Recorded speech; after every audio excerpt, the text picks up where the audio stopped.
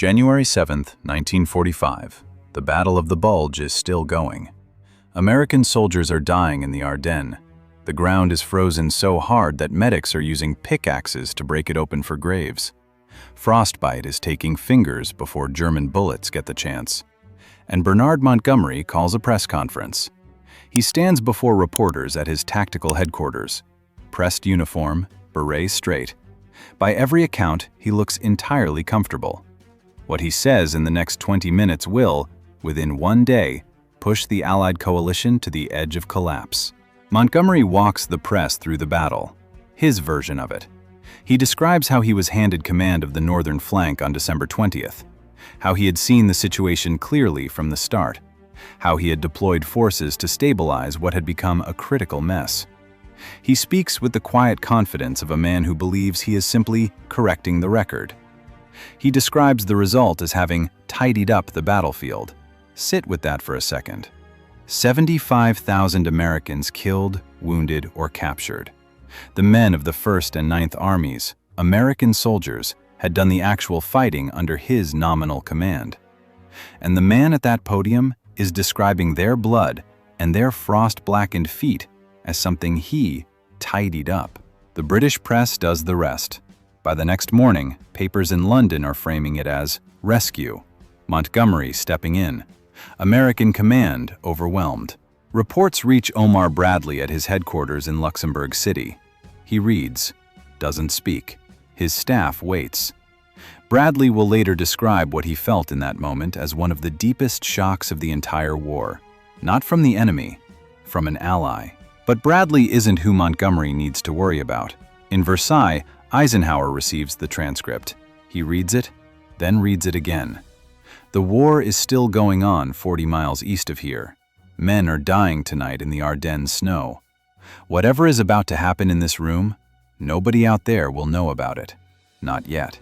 Go back 3 weeks, December 16, 1944, 5:30 in the morning. The men of the 106th Infantry Division are asleep in their positions along the Schnee Eifel, a ridgeline in the Ardennes that the Army had told them was quiet, a rest sector, a place to get new units broken in gently before sending them somewhere that mattered. The 106th had been in position for less than a week. At 5:30, the German artillery opens up. Not a probe, not harassment fire. Nearly 2,000 guns firing simultaneously along an 85-mile front. The ground shakes. Trees splinter at chest height. Men who had been asleep 30 seconds earlier are now trying to find their weapons in the dark, in the noise, with no idea what is happening or how large it is. What is happening is this. Hitler has committed 250,000 men and nearly 600 tanks to punch through the Allied line, reach the port of Antwerp, and split the Allied armies in two.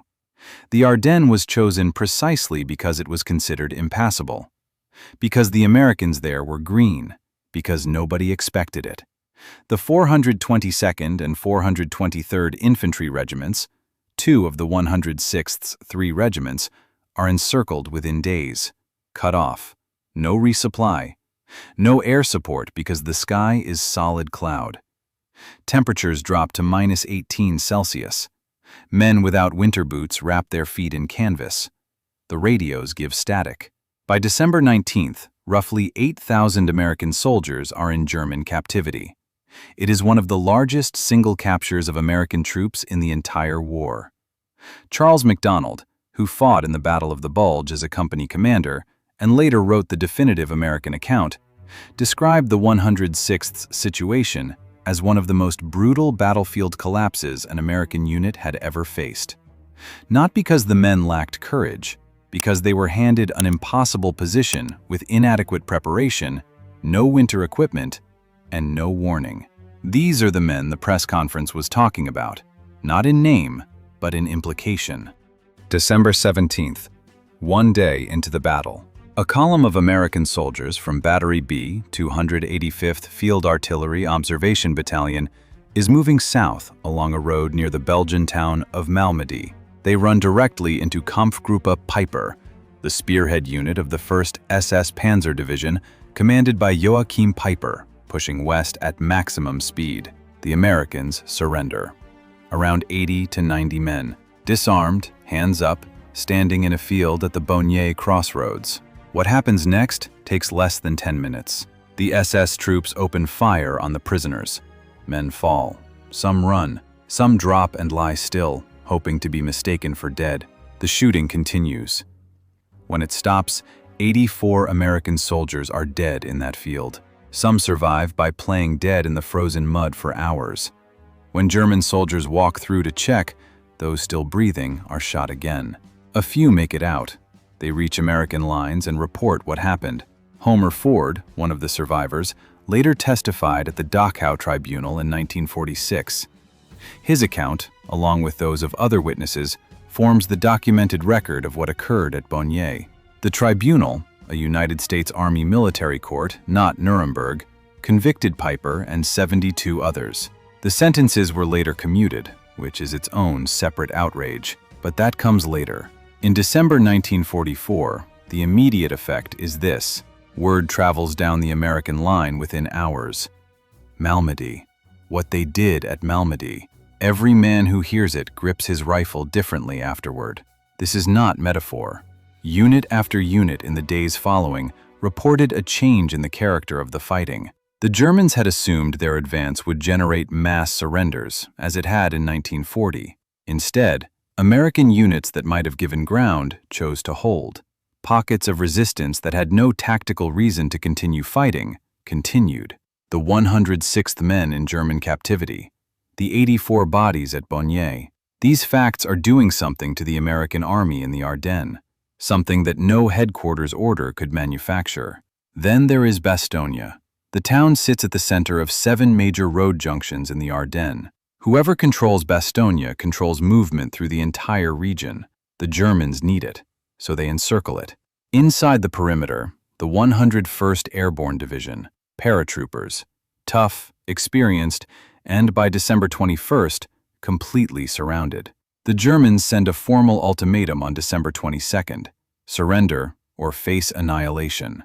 The message goes to the acting commander of the 101st, Brigadier General Anthony McAuliffe. He reads it. His staff waits. McAuliffe's response is one word: nuts. His staff asks how to deliver this diplomatically. McAuliffe tells them to just give it to the Germans. The German officers receiving the reply are baffled. An American liaison officer explains, it means go to hell. Complete rejection. SLA Marshall, the combat historian who documented the first 8 days at Bastogne in meticulous detail, interviewing soldiers within hours of their actions, recorded McAuliffe's reaction as entirely spontaneous. No calculation, no performance for the cameras, just a man who had been asked to quit and had found the request faintly ridiculous. The 101st holds. No resupply drops because the cloud cover doesn't break for days. Ammunition runs low. The hospital is hit by German artillery. Surgeons operate by flashlight. And the perimeter holds. These are the 3 data points that sit underneath everything that follows. 8,000 men captured in the first days. 84 men shot in a field. 1 general who responded to a surrender ultimatum with a single syllable. Montgomery's press conference describes a battle that was managed, tidied, brought under control by steady professional hands. These 3 data points describe a different battle entirely. The question, the one that will land on Eisenhower's desk within hours of that press conference, is not really about Montgomery's words. It is about what those words mean to every American soldier who is still out there, tonight, in the snow. December 19th, 3 days into the German offensive, Eisenhower convenes a meeting at Verdun, not Versailles, Verdun. The symbolism is not accidental. This is a city that swallowed armies, a place where the ground still holds the dead from the last war. He chooses it because he wants his commanders to feel the weight of what they are deciding. The room is cold, a single pot-belly stove. The generals sit in their coats. Eisenhower opens by saying he wants only cheerful faces around the table. The situation is not a disaster, he tells them. It is an opportunity. The Germans have come out from behind their fortifications. Now they can be hit. George Patton has been waiting for this moment. Before the meeting, he had already quietly ordered his staff to prepare 3 separate plans, 3 different axes of attack that Third Army could execute, depending on what Eisenhower asked for. His staff thought he was being optimistic. He wasn't. He knew the meeting was coming. He had already made his decision. Eisenhower turns to Patton and asks when Third Army can attack northward to relieve Bastogne. Patton says, 48 hours. The room goes quiet. Then someone laughs. The idea is almost offensive in its confidence. Third Army is currently pointing east toward the Tsar. Patton is proposing to pivot the entire army 90 degrees in the middle of winter. Hundreds of thousands of men, tanks, artillery, supply columns, and attack in a completely different direction in 48 hours. Patton isn't performing. He picks up the phone in the room and gives a code word to his chief of staff back at headquarters. The plan he had already drawn up begins to execute before the meeting ends. On December 26th, lead elements of the 4th Armored Division punch through the German encirclement south of Bastogne. The siege is broken. It takes Patton 2 days longer than he promised. 48 hours became 4 days in the mud and ice, but the relief column arrives. Meanwhile, on the northern flank, something different is happening. Bernard Montgomery receives command of the northern sector on December 20th. He has the 1st Army and the 9th Army under his operational control, American forces. His mission is to stabilize the northern shoulder and eventually counterattack. He is methodical. He pulls back certain positions to shorten the line. He insists on waiting until his forces are properly prepared. His instinct is to consolidate before striking. These are not unreasonable instincts, but Eisenhower's cables to Montgomery through late December and early January tell a specific story. The records show a pattern of Eisenhower requesting action, Montgomery explaining why the time is not yet right, and the attack date shifting. January 1st becomes January 3rd. January 3rd becomes later. The British official history and American accounts agree on the basic chronology. Where they disagree is on who was right. Montgomery believed he was being professional. Eisenhower believed he was watching an opportunity contract. This disagreement has never been resolved, but it is the background against which January 7th arrives. January 7th, 1945, the press conference. By the time the transcript reaches Eisenhower at Versailles, he has already heard reactions from his staff. Then he reads it himself. The words on the page are careful. Montgomery never says Americans failed. He never uses that word. What he does instead is construct a narrative in which his arrival on December 20th is the turning point, in which the American situation before that date is described as a crisis requiring outside intervention, in which the successful stabilization of the North is attributed to his steady professional management. It is possible to read the transcript and find no single sentence that is a direct lie. It is impossible to read it and not understand what it is saying. Eisenhower puts the transcript down. He has been awake for a very long time. His doctors have been after him for months. Blood pressure, stress, the accumulated weight of commanding the largest military operation in human history. He is 54 years old and he looks older. He does not lose his temper in public. He almost never loses it in private. He dictates a cable to General Marshall in Washington. The cable is measured, factual, and absolutely clear in its conclusion. The situation with Montgomery has become unworkable. Eisenhower lays out the record, the delays, the press conference, the damage to American command authority. He does not editorialize. He does not need to. The cable ends with a statement that amounts to an ultimatum.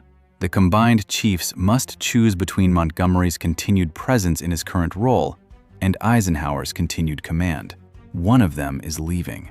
Eisenhower has decided he is prepared to be the one who goes. His chief of staff, Bedell Smith, later described that night as one of the tensest he had experienced in the entire European campaign. The cable sits in the office, unsent. Eisenhower does not send it that night.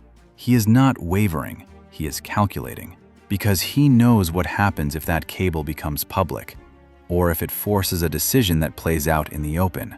The German propaganda apparatus is still running. Radio Berlin is already broadcasting that the Allied coalition is fracturing. Any visible rupture between the British and American commands would hand Goebbels material he could not have manufactured himself.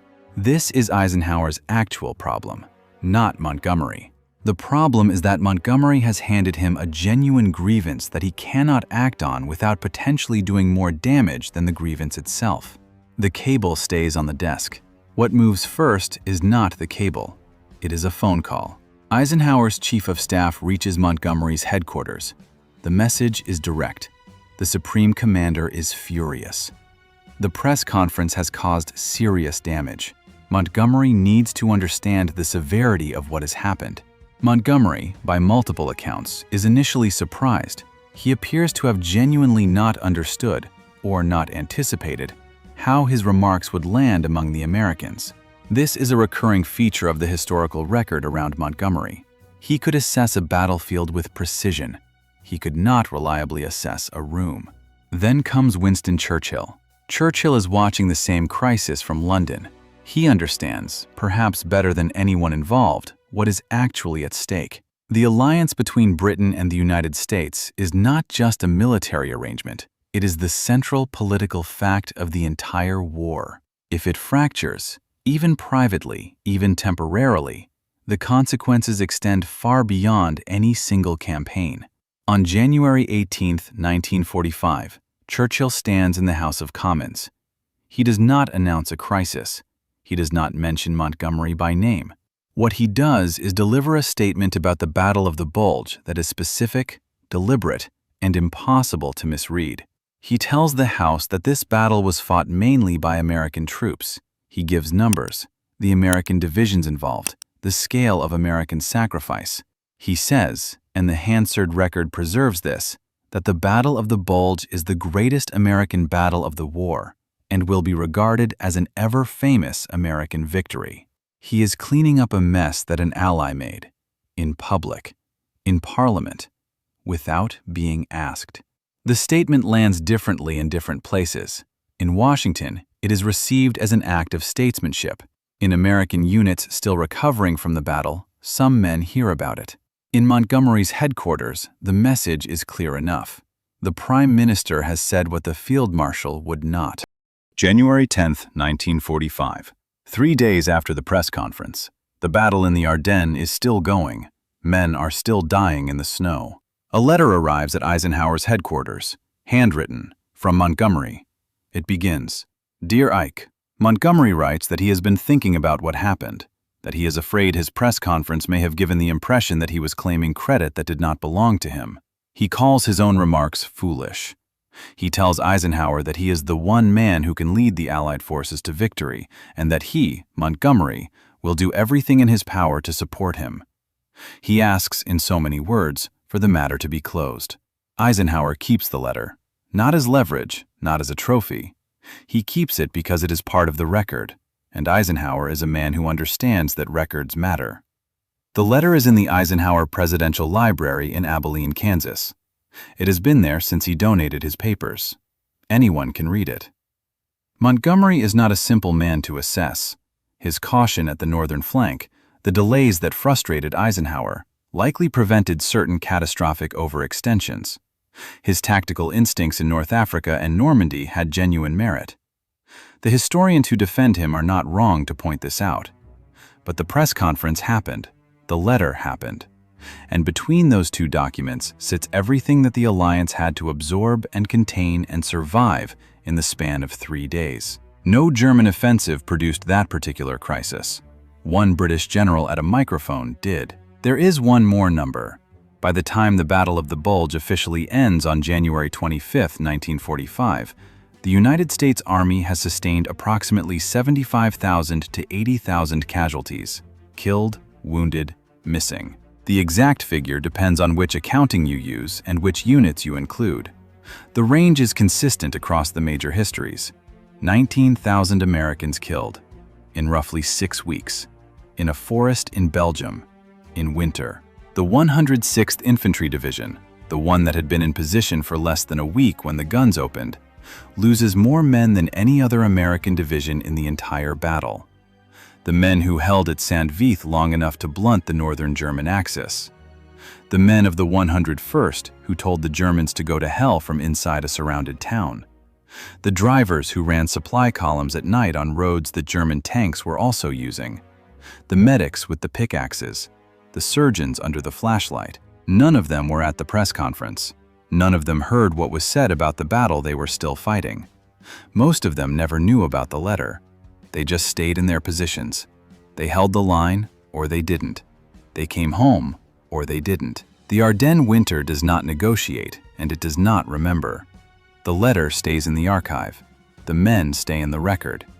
Aggregate numbers in official histories, names on monuments in Belgium that most people will never visit, unit citations in War Department files that nobody reads anymore. Eisenhower becomes president. Montgomery becomes a viscount. The alliance holds. The war ends. But there is something in the sequence of those 10 days, from the press conference to the letter, that does not resolve cleanly into any lesson about leadership or dignity or respect, though all three were at stake. What it resolves into is this: an institution, the Allied coalition, absorbed a serious internal rupture and continued functioning. It did so not because the men involved were noble, though some were. Not because the system worked perfectly, though it worked well enough.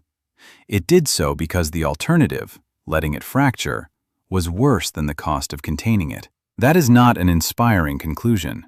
It is an accurate one. The men in the Ardennes didn't know any of this. They didn't need to. Their job was the ground in front of them, 30 meters, the next tree line. Keep the position or give it up. That's the whole question when it's that cold and that close. The archives preserved the letter. They didn't preserve the names of the men who made the letter necessary.